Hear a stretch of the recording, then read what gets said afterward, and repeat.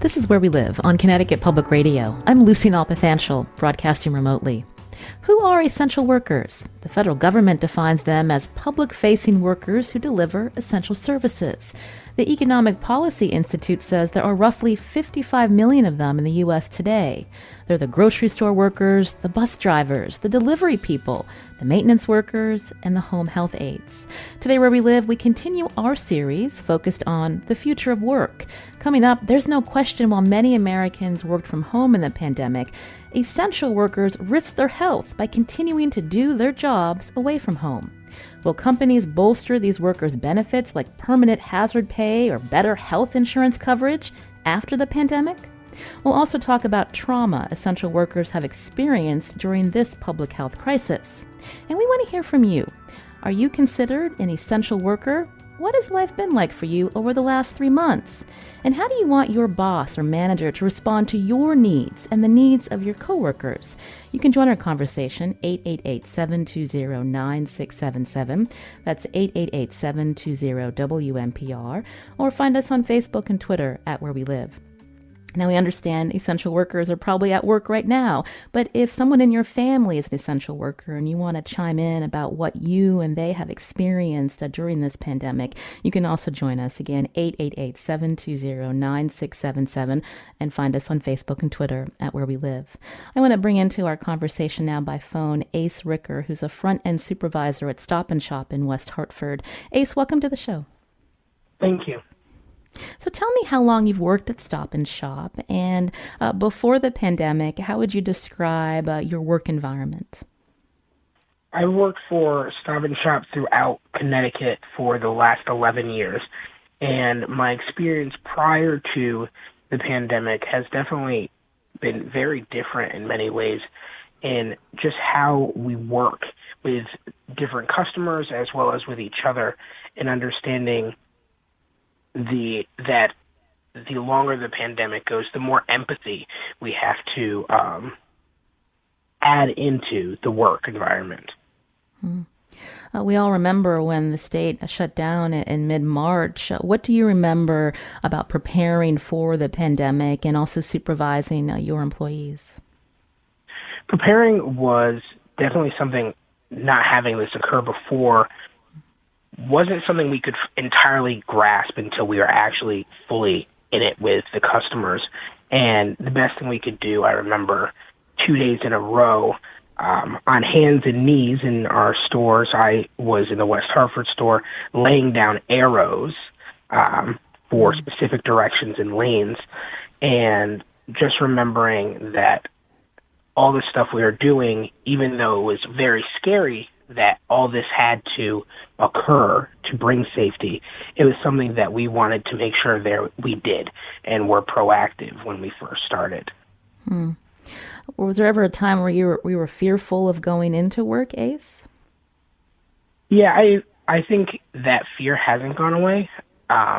Even since the beginning of this pandemic, I remember lying down the day before going in for my first day after the announcement of COVID-19 and the pandemic, and I couldn't sleep. I couldn't sleep because I knew at that point, every day I went into work, I was possibly risking my life and my partner's life when I came back home. And that fear is still there. I'm in some ways, I've kind of numbed it out and go forward and do my job, but that fear is still always there in the back of my mind. Today we're focusing on essential workers. You said you've worked for Stop and Shop for 11 years now throughout the state of Connecticut. Did you see yourself as an essential worker? I feel definitely I'm an essential worker, as well as all of my colleagues at the stores, for we are providing the essential needs of individuals to sustain their food, and some individuals in our larger stores for our pharmacies and so forth. A lot of times the grocery stores, especially as unfortunately this is becoming normalized in some ways, we have kind of fallen on the back burner as essential workers. What do you mean that people just take for granted that you've had to come in each day throughout this pandemic and do your job? The longer that the pandemic continues, the more people we see less appreciative, less motivated, and saying thank you for being here, and more like you're disrupting my flow. I don't want to wear a mask anymore, or this isn't a safety thing that I should be concerned with. And our voices as essential workers, and to try to keep the peace and safety of the customers as well as our coworkers, the longer that this pandemic continues, the more normalized it is. And I guess the word lackadaisical people are about what their actions are saying. Are you worried as the state continues to reopen, even though requiring masks and following, again, those lines on the floor to keep people moving through aisles, that you will have customers who won't want to follow the rules, Ace? Even since the beginning, we've had very vocal customers not want to follow the rules, and unfortunately, the longer this goes on, every single day, the more and more I see customers neglecting to follow them. We're talking with, again, Ace Ricker, who is a front-end supervisor at Stop and Shop in West Hartford, as we talk about essential workers, especially during this pandemic. You can join our conversation, 888-720-9677, or find us on Facebook and Twitter at Where We Live. Ace, do you feel like you're well compensated for the work that you're doing, especially because, again, while many people in Connecticut were able to work from home, you had to go in, you and the people that you've worked with for a long time. You mentioned still feeling fearful at times, a lot of stress on the job. I'm just curious what your thoughts are on what you'd like to see Stop and Shop and other companies that employ essential workers, how you want them to be compensated. I'm disheartened by what we are getting as hazard pay. Stop and Shop has given us 10% of our hourly or salary wage, and it's really sad to say that that's what we're getting. I don't go into work right now for my hazard pay. I go into work because I want to be there for people who need goods, and that's what keeps me going to work every day, because 10% of my pay is a couple dollars. And I don't feel a couple dollars is worth my life, especially if I am possibly going to affect my partner or the rest of my family. And for Stop and Shop as well as other companies, I've spoke to many different friends who have worked as essential workers in other retail-based stores and are doing more. But also, right now, we have individuals who are at high risk. They are on voluntary furlough and not receiving any money and any income. And I hope that not only Stop and Shop, but other companies and organizations will see, like, please don't just take us as just a number in your accounts, and that the executives really say that these are your frontline warriors, and these are your frontline people who are trying to do it for the good of the customers, or they just can't stay home. They are forced to go and pay their bills, and 10% is not good enough. We're going to be talking more about hazard pay coming up here on Where We Live. But again, you can join our conversation, especially if you were an essential worker, if a member of your family has been doing their jobs, going into work each and every day during this pandemic. The number 888-720-9677. We heard from Sherry on Facebook. She wrote, I'm a home health aide. I work with elderly and handicapped people in their homes. In addition to doing their shopping and taking them to medical and dental appointments, None of that has stopped for me during this time. I've been super exposed, and I'm lucky that neither myself or my clients have presently fallen ill. I never hear home health aides mentioned as essential workers, and I'm starting to feel a little bitter. We also heard from Recycle Connecticut on Twitter, who wanted to call out the Connecticut essential workers who've continued to pick up trash and recycling, processing recyclables and making new products from those raw commodities in Connecticut during this pandemic. Again, you can join us at 888-720-9677 or find us on Facebook and Twitter at Where We Live. I wanted to bring into our conversation now Dr. Fika Chima, who's an infectious disease specialist at Hartford Healthcare. Dr. Chima, welcome to our show. Thank you for having me. So often during this pandemic, healthcare professionals, there's been a lot of attention on, of course, the work that you're doing to save people's lives. I wanted to talk more about how this has impacted you personally. How have you seen your work as an infectious disease specialist change because of this public health crisis? COVID-19 so far has been and will be the most defining public health event of this generation. We saw in the initial stages that the virus was at our doorstep and that we were grossly unprepared as a country in terms of the lack of PPE, inadequate testing, and lack of real leadership and guidelines on how to address the safety of our citizens and our community. For us as frontline workers, every day has presented its own unique challenge, physically, emotionally, and mentally. I've suffered from overwhelming anxiety some days and sleepless nights as we feared bringing the virus home to our children and to our families. We separated from them as we tried to keep them safe, and that led to more isolation.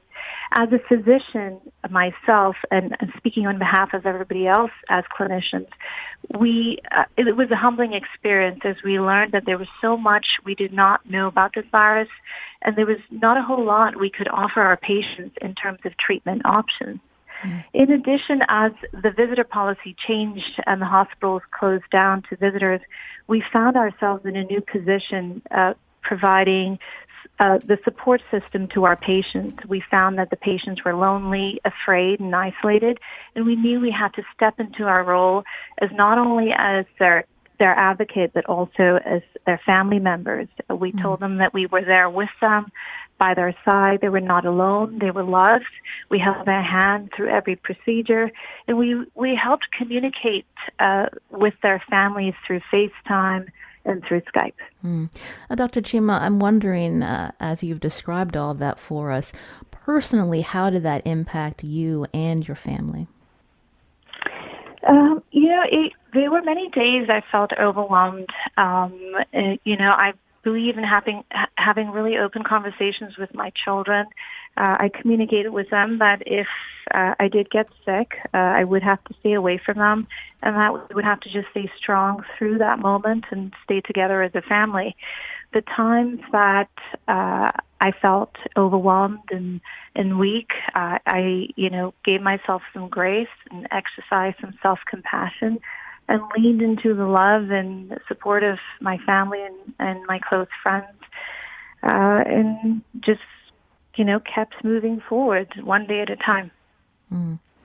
What has been the impact on your children? I know you shared with our producer that your daughter, one of your children in sixth grade, wrote an essay on how this whole pandemic has impacted her and her family. I just wanted to read a portion of it. She wrote, she's writing about you, my eyes don't even recognize her, a new person, a new mom. Away she goes to fight for lives she's never been a part of until now. The badge on her coat unlocks the door to a battle zone. She has no choice but to fight. All while people don't follow the rules and continue to go on with their lives as if this is an ordinary day. She still continues to fight. Not 1 second where she can let her watch down. Eyes up, back straight, one foot, then the other. She can't unsee what she saw while battling this invisible opponent. It sticks with her day after day, night after night. It brings a seriousness to her face, not the smile I used to recognize. Hours at work, only to come home to continue. No time to enjoy with her, the one I don't know what I would do without. Stacks of reports and papers cover her face that I know looks tired and stressed. The smile and joy she gives, hidden like the sun on a cloudy day. When you read that essay from your daughter, what was your first reaction, Dr. Chima? I was really moved. I guess, it is true that children see and absorb everything that is around them. I'm proud of both my children for recognizing the need for my days to be a little different at that time. My 10-year-old and 12-year-old, both of them are mature enough to see that there was something serious going on in our world. And I felt good that they saw their mother as somebody who cared and could make an impact. And my wish for my own children and for the children of the world is that they live authentically and believe they can be agents of change, because that's what the world needs. Mm-hmm. You can join our conversation about essential workers, 888-720-9677. Simone is calling from Newtown. Simone, you're on the show. Hi, thank you for having me. So tell us your comment or question, Simone. So I work in Newtown as a physical therapist assistant, and we work alongside not only the administration, the higher-ups, but obviously our nursing staff throughout the building and our recreation staff, and we've been here every single day. When the pandemic started around the middle of March, that was actually my birthday. So I ended my birthday weekend by being furloughed home for 2 weeks because that was the policy at the time, because I was exposed to somebody else at that time. And then, the day after I had called in, the policy was different. And the week after, the policy was different again.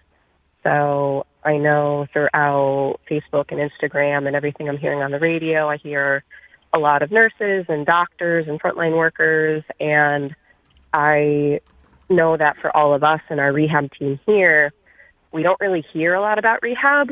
Obviously, the nurses are going into the rooms every day and administering medication and checking vitals, but we're there for the person that's, all the way in the back room that can't go out of their room anymore. And we still need to work with them in a 5x5 space and get them moving, or else, this virus isn't just going to be COVID. It's going to be pneumonia. It's going to be contractures. So we haven't really had a break either. And if we stop, the policy in the beginning was to put them on hold because they were pending. And then it was like, no, we have to go into the room and get them moving, or else, when this pandemic ends a month or two from now, they're going to have much worse problems than they do right now just being sick. Mm. Well, thank you for the work that you're doing, Simone. I have to ask, because of these last 3 months being especially stressful, your work needed now more than ever. Is there any point where you've decided, enough is enough, that the burnout is too great?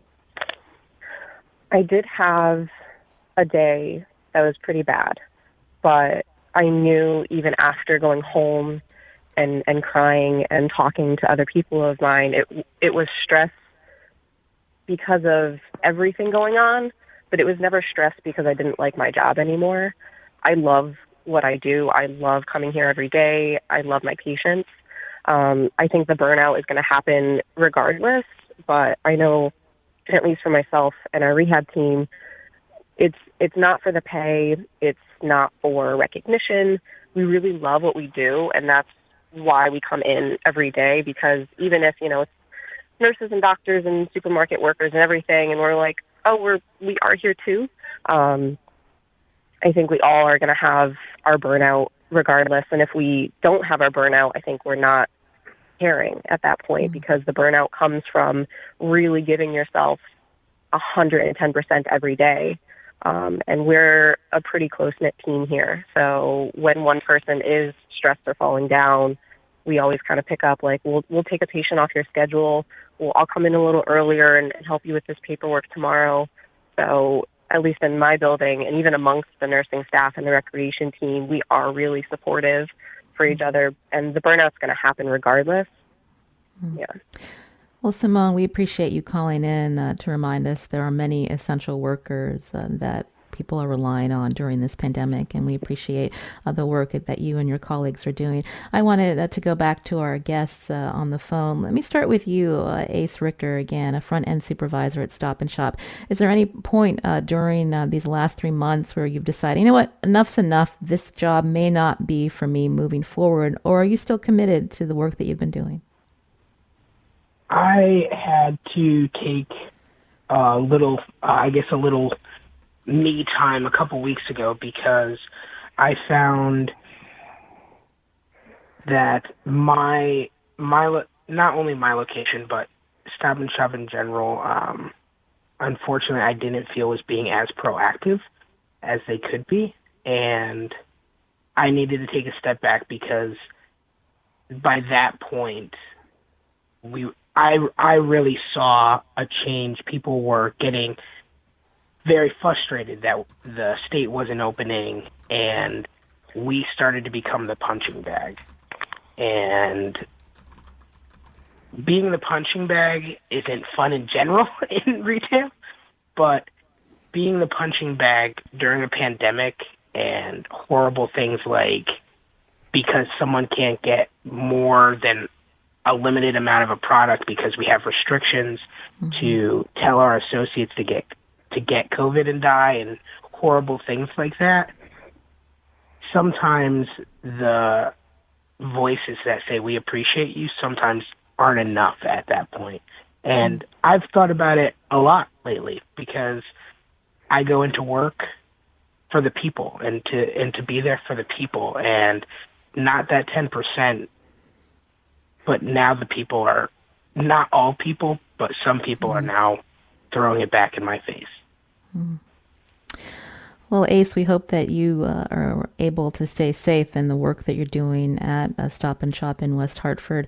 Before we head to break, I wanted to go back to Dr. Faika Chima, infectious disease specialist at Hartford Healthcare. I wanted to ask you something similar, Dr. Chima, because of what you've experienced. Is this something that you think that you can continue to do?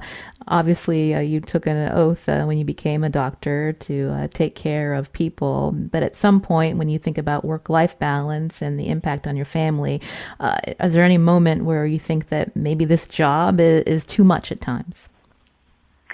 So even before the COVID pandemic began, the healthcare workers were battling an epidemic of burnout.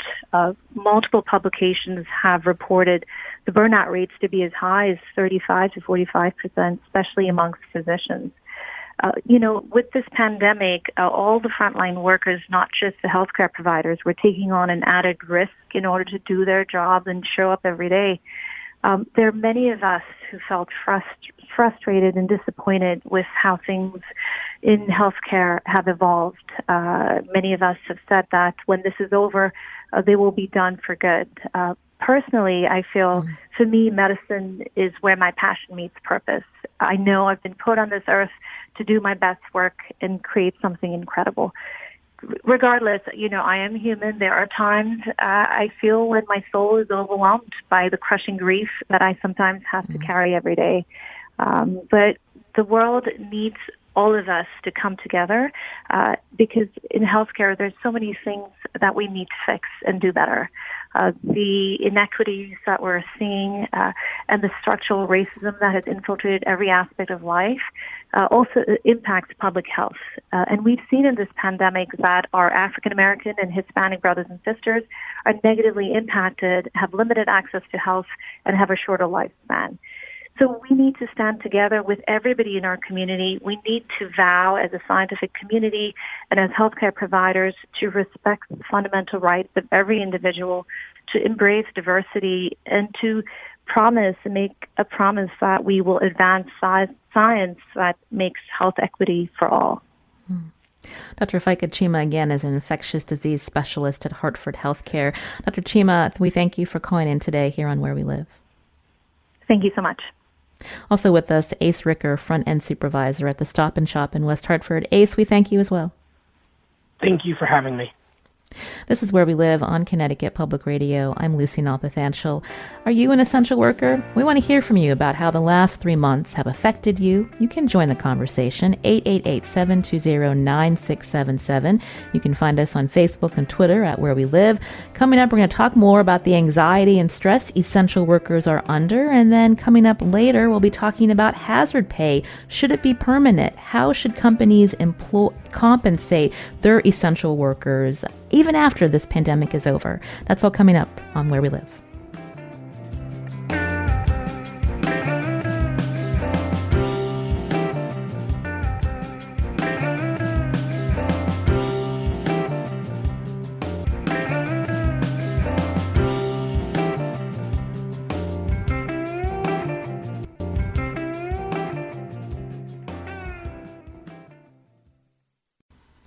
This is Where We Live on Connecticut Public Radio. I'm Lucy Nalpathanchel. Essential workers provide much-needed services to the general public, but at what cost to their physical and mental health?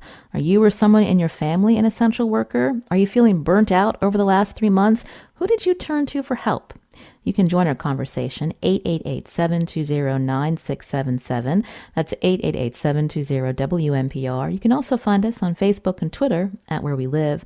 Joining us now on Zoom is Karen Alter-Reed. She's a clinical psychologist specialist in trauma treatment for the Fairfield County Trauma Response Team. Karen, welcome to our show.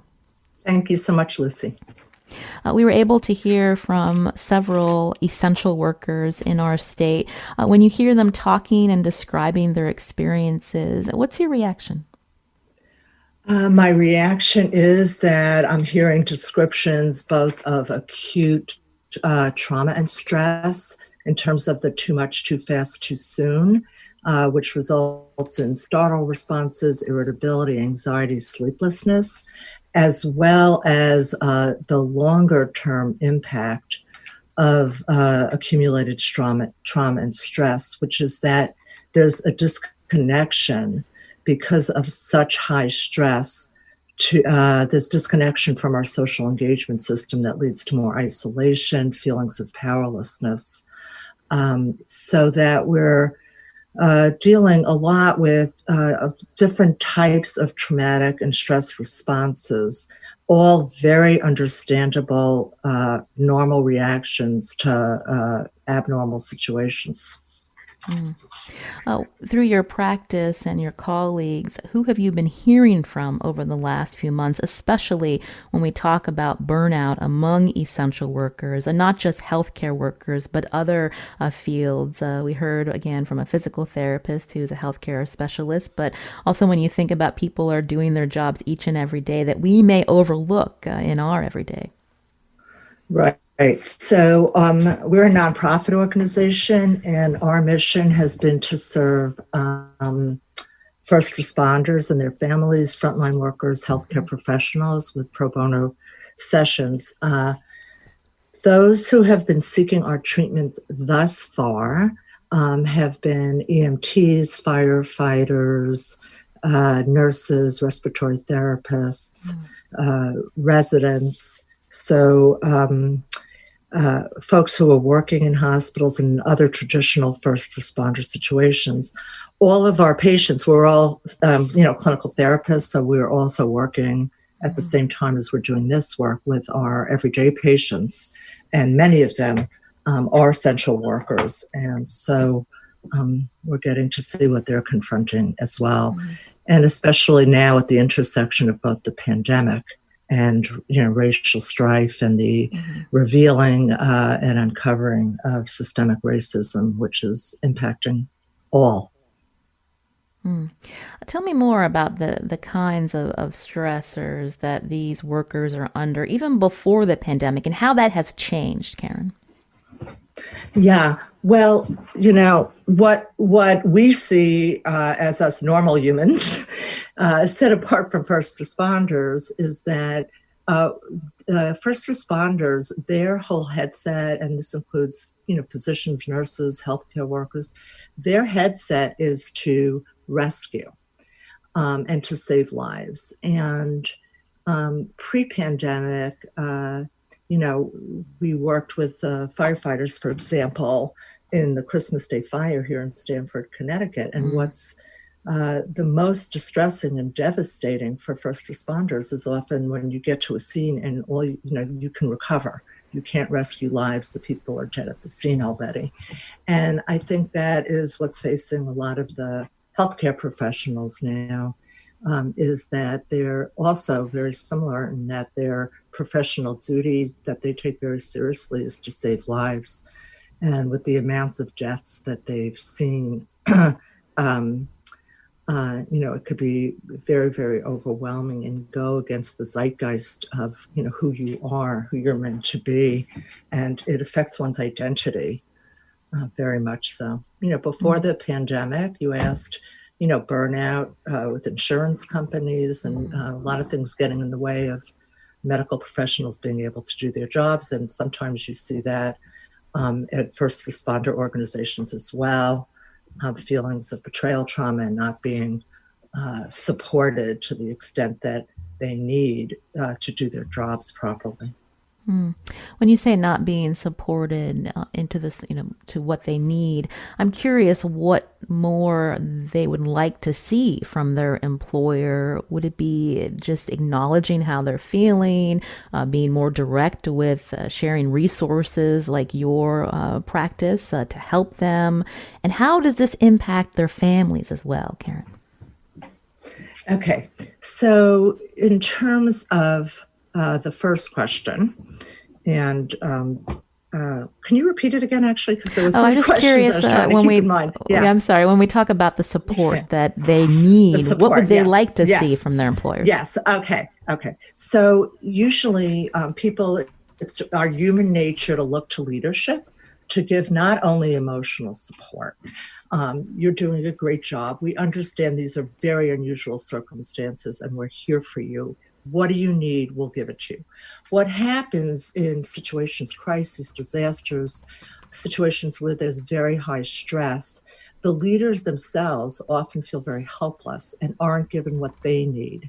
That is, pretty obvious about how that happened with protection, PPE, et cetera, in this case. And so when leaders don't deal with their own helplessness, it pours down and it leaks down to the next level. So I think that people need the support of leadership to acknowledge and also maybe to do their own work, emotionally, spiritually, to be able to come to terms with the stressors that they're facing. Leadership are facing their own unique stressors, but they, like other first responders, feel they need to stay in a very stoic position. And this does often create even more stress and trauma symptoms. So that is what I mean by not receiving the support. If leadership steps up usually to get treatment, then it really helps a lot of people to get the help that they need. You can join our conversation if you are an essential worker or if someone in your family is an essential worker. We want to know about the support that they are needing in their lives to deal with this very stressful time. The number again, 888-720-9677. Ted's calling from East Longmeadow, Mass. Ted, you're on the show. Ted, can you hear me? Oh, I don't think Ted can hear me. We'll try again in just a little bit. But Karen, I had asked about how this impacts families of these professionals that you are seeing again, because they are also living worried about their loved one coming home and maybe getting sick. Absolutely. So it's creating a lot of strain and on the flip side, also a lot of unity in families. But in terms of the strains on families, when healthcare workers and essential workers are scared to come home to their own families and possibly bring infection into their homes and cause illness, this causes a tremendous amount of stress. What's the worst thing for a parent is to think that you can get your child sick. And so not only is the parent struggling with that, but the children pick up. That's natural. Kids pick up everything. And, we could see things in the eyes, which is really, anyway, that's a side thing about how much eyes right now with PPEs and how much one could work with the way they gaze in terms of reassurance across so many situations now. I think that parents and families need to come together. They need to gather not only their own resiliencies and maybe discuss what they as a family draw on to stay resilient and strong, but perhaps even it's a time to talk about the generations before them and what they've learned and brought to their current lives. Sometimes people don't dig in and look at the larger arc of life and how those who came before us got through pandemics, how they fought injustices, etc. So, of course, there's a strain with the children being home and they're, having so much stress from missing out on so many of the important things in their lives right now. So the most important thing is acknowledgement, discussion, and if you're concerned about any kinds of symptoms of trauma, to seek help immediately. We can catch post-traumatic stress before it rears its head. The earlier that you get treatment, the more we can prevent onset in the long term of post-traumatic stress. And that's something that people may not realize, because prevention of any kind of illness or disease is often elusive. But we actually know in this case, with a treatment called eye movement desensitization and reprocessing, when we can do very quick treatment, it relieves these symptoms. And what it does in treating the symptoms is it helps people to restore their resiliency so that they can bring their strengths into any situation they're facing. As a psychologist, Karen, again, this pandemic is something that none of us have experienced before. Do you anticipate there'll be more cases of post-traumatic stress from essential workers, what they've experienced? You know, the biggest buffer to developing symptoms, and this is across any situation, is social support. That the literature has been clear on that for so long. And that's why I think we hear a lot about whether people are being appreciated, or like Ace was speaking about, like many of our first responders, EMTs recently saying to me, you know, we got a lot of recognition right after, and a lot of appreciation right after 9/11, and we were soon forgotten. So I think that people just need to keep in mind that our need for human connection and appreciation goes a very far way. In terms of the long-term picture, yes, we are all in the mental health profession expecting long-term PTSD symptoms at PTSD, but we call it post-traumatic stress injury, not a disorder, because it's a brain injury, just like any other injuries to the body or to the brain, and it's because of the way traumatic memories lodge in the brain. So what we'll see is untreated, a lot of, things that, you know, in the media they've been talking about, and I would underscore, more cases of domestic violence, child abuse, as stressors are unaddressed, and there's so much isolation and not being able to reach out for help. And we'll see massive grief. And I think the powerlessness and anger for lack of protection, if it sits and stews, it could be a massive problem for our bodies and our minds. Yep. The Economic Policy Institute finds that people of color make up the majority of essential workers in industries such as food and agriculture and commercial and residential facilities and services. And I'm wondering if you could speak to that point, Karen, again, connecting people in all of our communities with the right resources. Many of these jobs are working minimum wage. They may not have great health care coverage, and being able to be recommended or encouraged to be able to find resources to help them not only deal with physical health, but mental health. Yes, we, there's, because as you're mentioning, the scarcity or the difficulty finding resources, and also because of systemic racism and blocks to, feeling stigmatized or not understood, or services simply, lack of people of color in the mental health fields. It is going to be a challenge, but we can do it because people need to get into their communities, mental health clinicians joining with other professionals, and being able to find ways to reach workers across classes, but place special attention. Right now, it's our calling to really listen. And I think that's the first key, is to listen to people and see what are their needs. Who do they want to be seeing? What is a good match for them with mental health? We just can't go in, like on our white horses and say we're here to help. These are long-term issues that we're talking about. in the mental health system and in our society in general. And the first step in everything is to listen. So I think that we have to find ways to get out there and talk to people and hear about what their needs are. We may make many assumptions about what the needs are and be wrong. You've been hearing Karen Alter-Reed. She's a clinical psychologist specialist in trauma treatment for the Fairfield County Trauma Response Team. Karen, thank you for joining Where We Live. Thank you.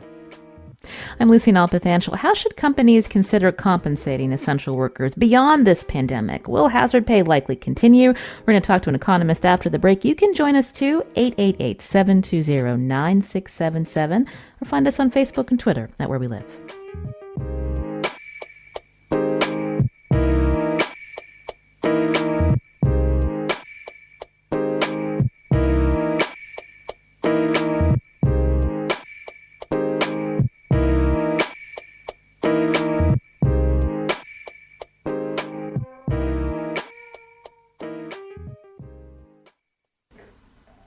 This is Where We Live on Connecticut Public Radio. I'm Lucy Nalpathanchel. Coming up Thursday, we continue the Future of Work series on Where We Live. The pandemic has caused major disruptions for workers' careers, but data is showing that women have been hit particularly hard.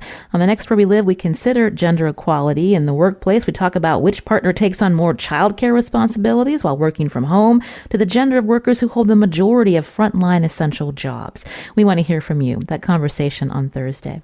Now, many essential workers have received temporary hazard pay for being exposed to a greater risk of illness or injury on the job during this pandemic. But how should companies continue to compensate them when the pandemic is over? For some more perspective on this, joining us on Zoom now is Patrick Gorley. He's Assistant Professor of Economics and Business Analytics at the University of New Haven. Patrick, welcome to our show. Thanks for having me. We've talked we've referenced hazard pay several times during this hour. We heard from Ace at the top of the show, who works for Stop and Shop, saying that hazard pay is really just a tiny part of the paycheck that cashiers and others have been receiving at grocery stores. Can you talk more about this idea of hazard pay and what has been provided, especially to essential workers in the pandemic? Yeah, so hazard pay traditionally is just a compensation to workers for having a riskier job. You think about hazard pay kind of in certain industries more than others. The military for a long time was a combat pay, which is a form of hazard pay. You look at international aid organizations, they pay hazard pay. Even if you're a U.S. embassy worker, you get hazard pay if you're in countries or in cities that are deemed more dangerous than others.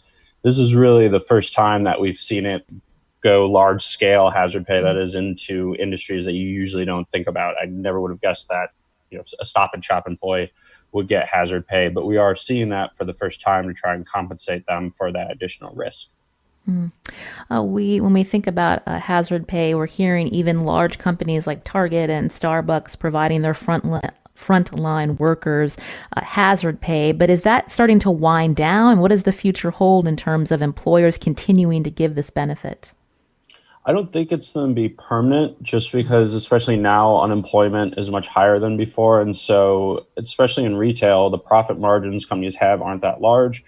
And I don't know if they'd be able to afford to do it long term. And even if they could afford it, I don't know if they will, just because if workers decide to quit, there's probably going to be an ample labor pool for these businesses to draw on. That's interesting. I know that the Congress had talked about hazard pay, or passed the U.S. House had passed hazard pay in the HEROES Act last month. I don't think that's a done deal yet, Patrick. What do we know about how Congress may be able to help sustain this? That'd be an interesting change. So far, hazard pay doesn't have a lot of regulation. It's something that companies do on their own. It isn't really defined in the law that much. It looks like the HEROES Act is probably dead in the water and won't get through the Senate. But if they were to mandate some sort of hazard pay, it would definitely change the landscape and be a new area that law really hasn't moved into. Are we seeing any kind of movement on better compensation, maybe not providing hazard pay, but working on permanent wage increases? Again, the economy has really sank these last 3 months, starting to recover a little bit. But I'm just wondering, in terms of trends that employers may look to in the future, again, to help keep their workforce, or do we consider essential workers as expendable? There'll be other people to do this work if they choose to quit. So far, we don't really know for sure what wages have done, just because it would take a while to get all the data and kind of clean and look at it carefully. In 2018, 2019, wages were gaining and growing at a really quick rate. But that, again, in large part was because the unemployment rate was so low. When you have an unemployment rate of 4% or 3.5%, then firms are going to have to start increasing their wages to find workers. Now, if the unemployment rate is in double digits, then employers aren't in that kind of pinch, and they probably won't have to increase wages. You can join us if you're an essential worker or someone in your family is. The number 888-720-9677. John from New Haven. John, are you there? Yes, I am. And tell us what you wanted to share. Well, as a minority business owner, I am a co-owner of a bike shop in New Haven, Connecticut called the Devil's Gear Bike Shop right downtown. And we've been open since the start of the pandemic, helping our first responders, the folks in the healthcare industry, firefighters, police, and we have certain protocols in our shop. My partner and our staff understand that we are here to help, and we just bite the bullet. At the end of the day, we go for a real long bike ride just to relieve the stress. I do worry about my staff. It's difficult when you have to think about, wow, at the end of the day, some of the people that you're helping are on the front line in the hospital in COVID-19 wards. And guess what? They show up at your shop because they got a flat tire or their bike is not working. And they are using their bike to get back and forth to work. And next thing you know, you're talking with these heroes and you're going home. So even at home, we have a certain protocol. Like, all right, immediately clothes come off, go into the washer, and you hop in the shower. You know, it's that thing after, like for us, after we go for a bike ride, it's like that's the protocol. That's the protocol. Well, John, thank you for calling into Where We Live. We appreciate you sharing your experience. Patrick, we just have under a minute. I just wanted to ask Patrick Gorley, as the economy hopefully rebounds and people start getting back to work, what trends are you going to be looking for in terms of how companies treat their employees? Yeah, I think as the economy comes back, what I'm most interested to see is just the speed. This is the first recession I can really think of where the ultimate cause wasn't economic. It had to do with a virus. And so I know people are worried right now that, especially after the Great Recession, that it took a real long time to kind of the American economy to recover. But I'm still hopeful that we will get back on track much quicker than in previous recessions, just because there wasn't this economic cause at the beginning. Well, Patrick Gorley is Assistant Professor of Economics and Business Analytics at the University of New Haven. Patrick, thanks for joining Where We Live. Thank you. Today's show, produced by Tess Terrible. Carmen Baskoff was on the phones. I'm Lucy Nalpathanchel. Thanks for listening.